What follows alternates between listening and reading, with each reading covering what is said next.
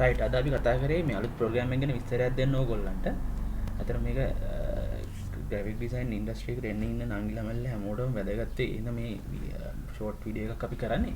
මේ වීඩියෝ එක ස්කිප් කරන්නේ නැතුව විස්තර ටික ගන්න කියලා බොහොම ආදරෙන් ඉල්ලනවා. අපි මෙතනදී try out කරන්න යන ඕගොල්ලන්ට Adobe Photoshop. ඒ කියන්නේ මේකෙන් මුදලක් උපයන්න පුළුවන් තැනට ඕගොල්ලෝම අපි ගයිඩ් කරලා මේ ට්‍රේන් කරනවා. ට්‍රේන් කරන කියන්නේ YouTube through තමයි අපි මේක කරන්නේ. ටියුටෝරියල්ස් හරහා. එතකොට මේකේ අපි ගොඩක් කෝසස් මේකේ දැකලා ඇති මේ ලොං කියන්නේ ලොකු විස්තර එක්ක වීඩියෝස් රන් වෙනවා මම ඒ වගේ වරදක් කියන්නේ. හැබැයි මම මෙතනදී කරන්න හදන්නේ ඕගොල්ලන්ට ඉන්කම් එක හදාගන්න පුළුවන් වෙන්න.